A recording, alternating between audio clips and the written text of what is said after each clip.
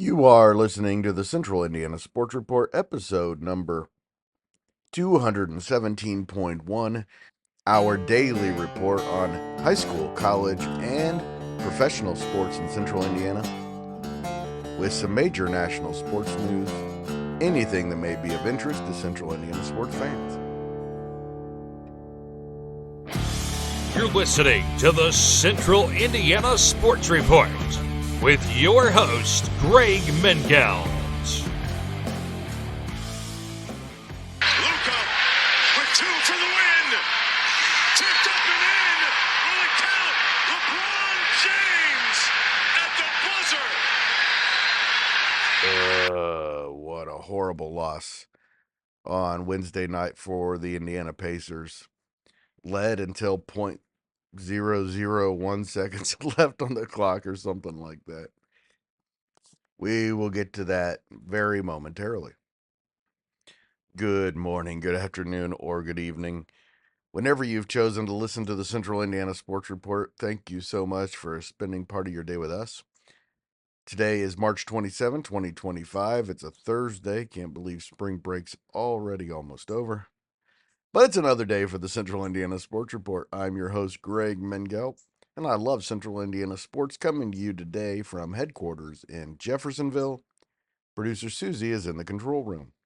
Coming up, it was a slow Wednesday besides the Pacers on national television against LeBron James, Luka Doncic, and the Lakers. A little bit of local high school and college softball and some college baseball. Plus, we look ahead to Thursday when the NCAA tournament restarts.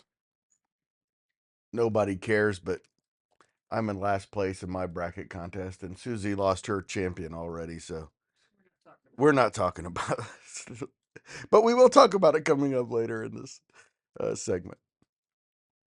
Hey, would you do us a huge favor and go over to YouTube and subscribe to the Central Indiana Sports Report? It's easy to find.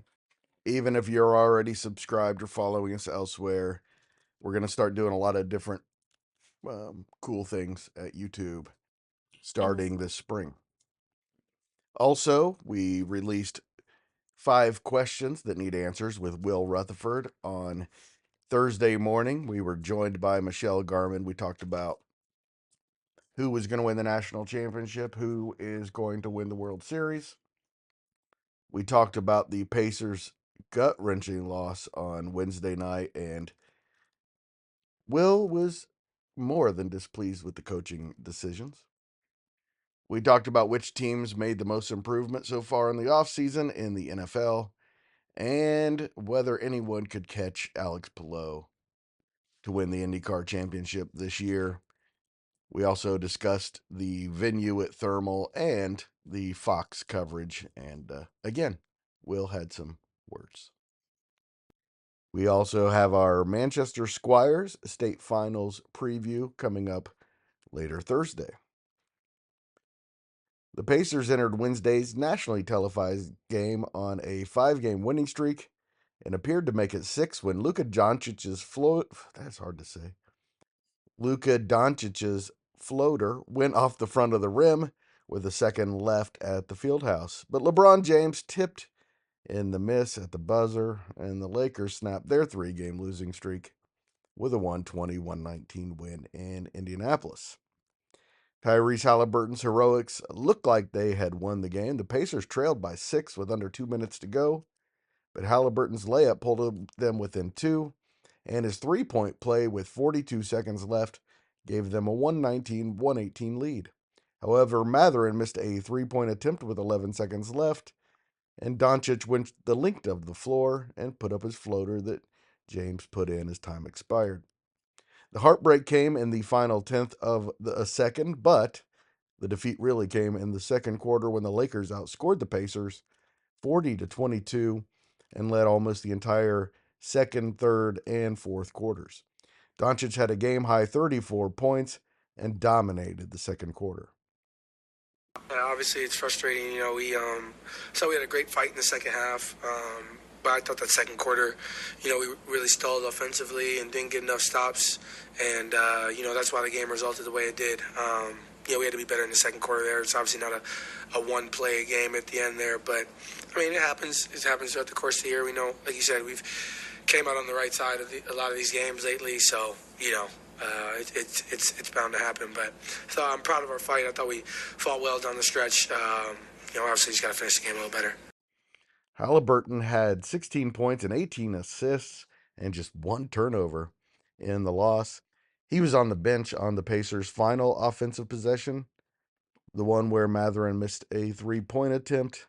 Again, Will Rutherford had things to say about it. Go check that out.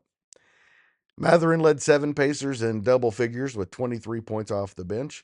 Austin Reeves had 24 for the Lakers, who are now tied for fourth in the West with Memphis, a game behind Denver for third at 44 and 28.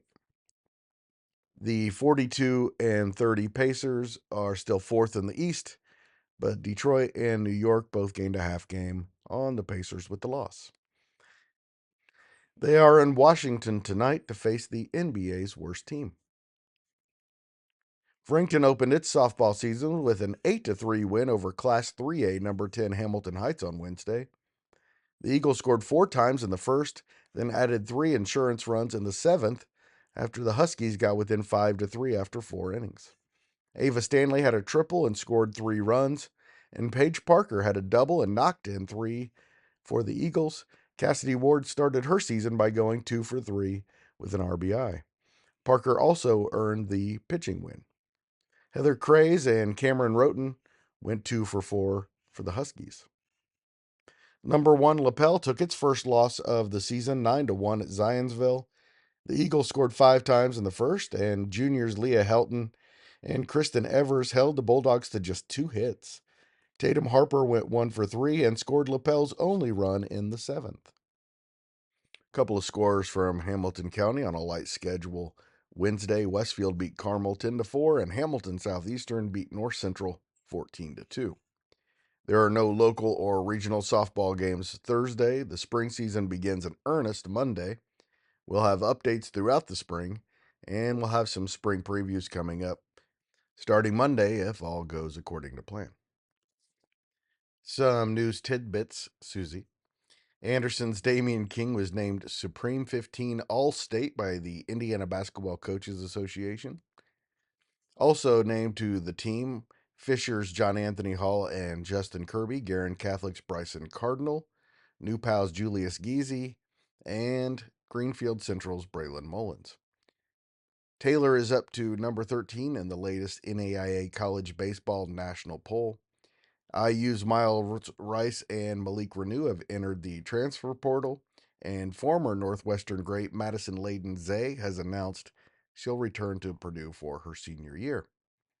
Also, Lapel basketball stars Bodie Judge and Brody Judge have announced that they'll continue their careers at Olivet Nazarene in Illinois, and Braden Smith has been named one of 4 finalists for the Naismith National Player of the Year.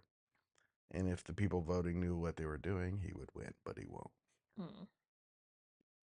We had a couple of college softball games on Wednesday. Indiana Wesleyan earned a pair of wins in Ohio over Defiance in a doubleheader. The Wildcats won Game 1 13-2 and Game 2 8-4. They scored 10 times in the first of Game 1 with home runs by Briley Bilger and Maddie Martin, and a pair of first inning triples by Morgan Yeater. 2 triples in the first inning. Wow. In the second game, IWU trailed 4-2 heading into the 7th, but scored 6 times in their final offensive frame. Ella Phillips went 2 for 4 and drove in 3 runs, including the go-ahead run in the 7th. Taylor softball lost twice Wednesday at St. Francis. The Trojans are now 18-8 on the season. St. Francis won the opener 7-6 and the nightcap 10-1 in Fort Wayne. Taylor got off to a 4-0 start in Game 1, powered by Livy Lehman's 3-run home run, but the Cougars scored 3 times in the 6th and the game winner in the 7th on Madison Minnick's walk-off double. IU Kokomo baseball took a tough 11-10 loss at home to Indiana Tech on Wednesday. I remember watching a hot college baseball player at Indiana Tech, Who was that? Greg Mengel. Oh. Lost my train of thought a little there. It was 7 Tech runs in the fifth that was the difference. Peyton Hankins was 3 for 5 with a home run and 2 RBIs for 9 and 20 IUK. The Cougars go to Midway for 3 River State's conference contests this weekend, starting Friday at 3. And now you know everything we know about Central Indiana sports. Thanks everyone for listening. Don't forget the daily report. What do we say? Drops. Yeah. Will be available at 1 o'clock every day, at least during the weekdays. On the weekends, I might get a little lazy and it might be a little later, but during the week, you can count on it at 1 o'clock pretty much every day. Thank you so much for listening. If you would like to see us continue to grow and thrive, please share the Central Indiana Sports Report with your friends and family. The Central Indiana Sports Report is a product of ITG Media. And I love you, Susie. I love you, Greg.